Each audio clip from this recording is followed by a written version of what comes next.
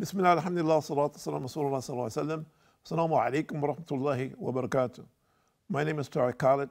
I'd like to welcome to our program here at Sharjah Media Corporation.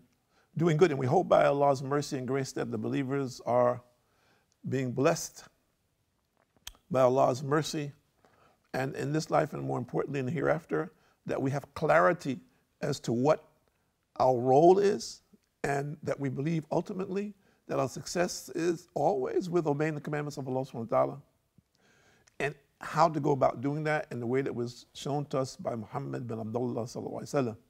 May the peace and blessing of Allah subhanahu wa ta'ala be upon him. I want to talk today a little bit about children.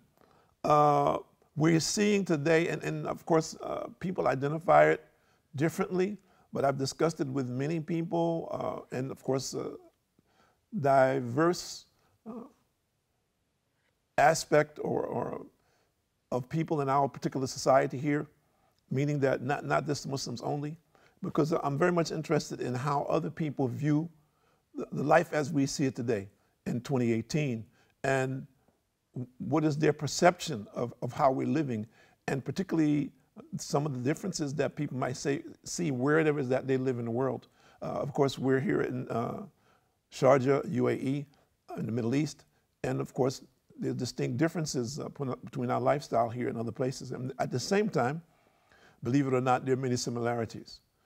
One of the things that personally I have a great deal of concern about, and I think most parents do, and grandparents as well, is the morals and values that are being taught to children, or a lack of that in modern society, and the negative influences on our young people. And of course, there are people who disagree with this, and of course,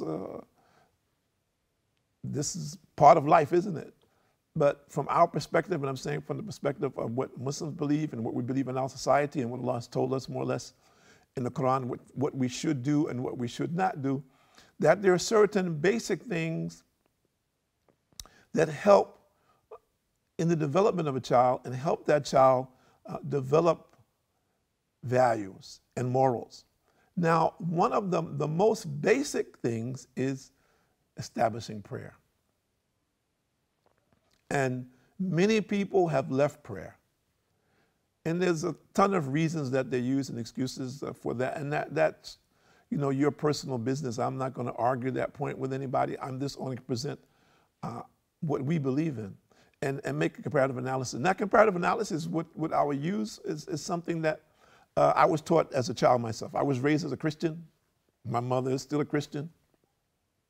But we were taught from the time we were children the importance of prayer. And of course, generally speaking, you say pray minimally to say a prayer before you go to bed at night, say a prayer before you eat.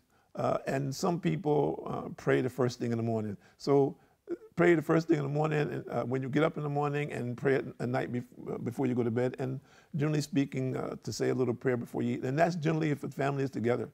If people are not with their families, maybe they will pray, maybe they will not be. But if it's a praying family and the family is together, then generally they say a little prayer before they eat. And that's customary with practicing Christians, generally speaking. And I found that it has a global perspective. It's not just something that Americans generally practice, but generally speaking, people who call themselves practicing Christians historically used to do this. And of course, now we're looking at this. So I'm saying, let's start the day with praying. For Muslims, of course, we pray 5 times a day. So we're talking about what it is that we believe in, and why are we talking about this? We're talking about this because on the other side of the equation, we're looking at what is it that needed to neutralize the impact of negativity and evil influence in our societies today. And how does that manifest itself in a physical form?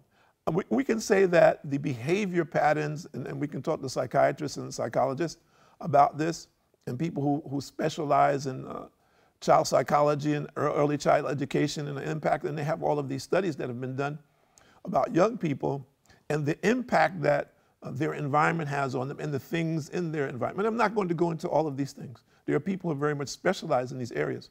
But just generally speaking, if we just talk about our general environment, where it is that we live, and where it is that we interact with the general population on a daily basis, and what is the impact of that on our children related to what we are teaching our children, which is essential. And of course, what is the ultimate goal? Ultimate goal, what I'm looking for in relationship to this program is how do we encourage our children and how do we encourage our society to move towards what is good and to leave that which is bad or negative. And of course, good comes from good, doesn't it? So the invitation to doing good has to be a practical example for that. We have to see children need practical examples. Just talking to children is not enough.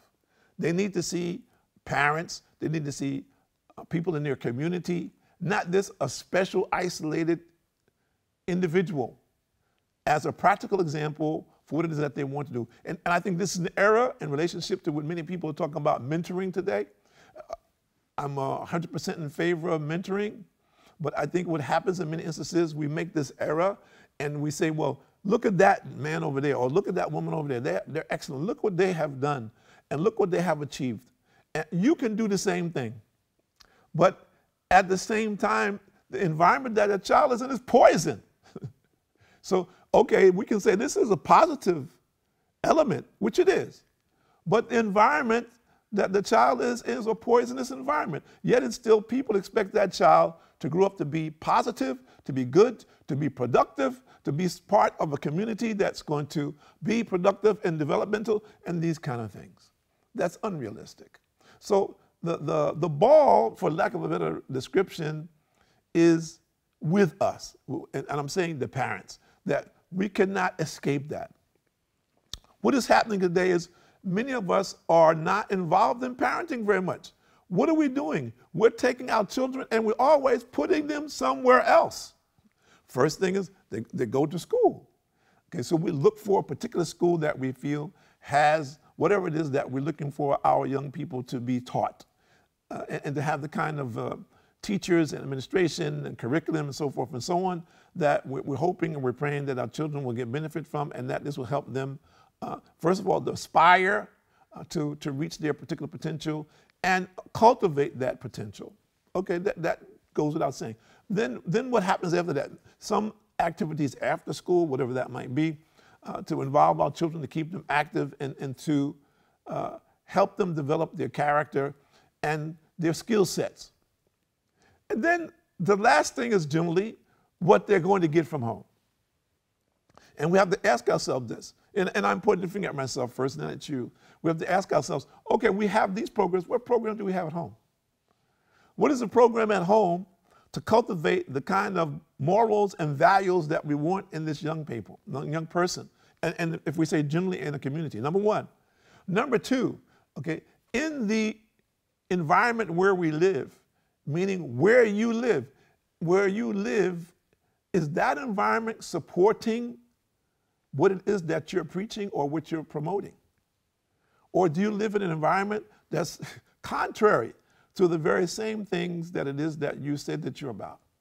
This, of course, causes conflict with these young people, doesn't it?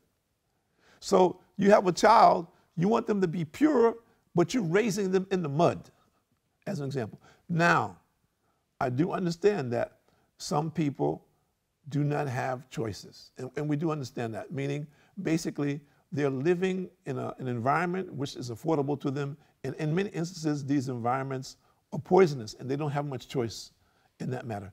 But what I've also found out in relationship to this, and this is on my own personal experience, that many times people have resolved themselves to those environments.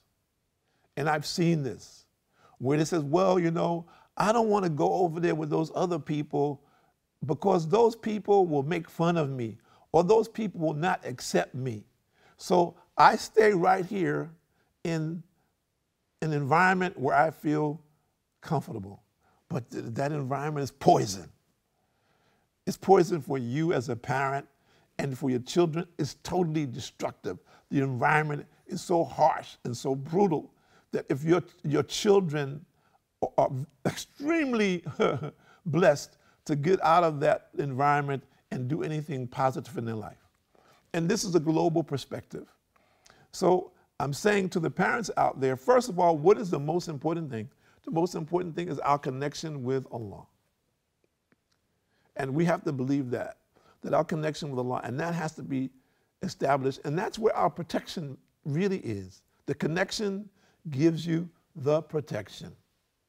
When you have this connection with Allah, the protection will be there regardless of the environment that you may be in. And Allah has promised that He will not place a believer, place a burden on a believer which he cannot bear. Allah has promised this.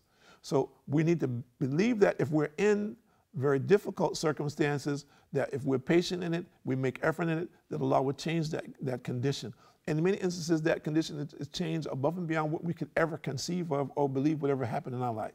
So we have to be steadfast, endure, and we have to teach our children to endure. So let's see, what are the first things we should do?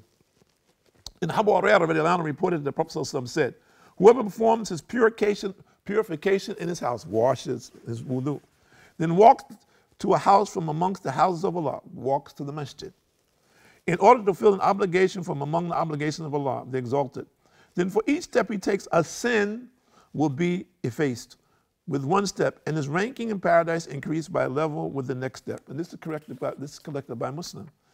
So teaching your sons to go to the masjid and pray. Now, some people, of course, depending on where you live in the world, you live very far away from a masjid. But, of course, this is also one of the things which we want to do if it is available to us to live close to a masjid, wherever it is that we live in the world. And Abu Malik al-Mashari reported that the Prophet ﷺ said, purity is half of faith. The statement of Alhamdulillah fills the scales. The statement Subhanallah, with Alhamdulillah, fills what is between the heavens and the earth. Prayer is a light. Charity is a proof. Patience is a glow. And the Quran is a proof for or against you. Every person wakes up in the morning with his soul to trade. Either he sets it free or seals its destruction. Now, if we look at this, it's very simple, isn't it? That just establishing the prayer on a regular basis, that Allah subhanahu wa ta'ala grants us these benefits. Now, we ask ourselves, are we teaching these things to our children? So we need to understand this, make effort on it, and realize that this is the path towards doing good and striving for righteousness and a means of purification for us and a means of entering paradise, inshallah. My name is Tariq Khalid.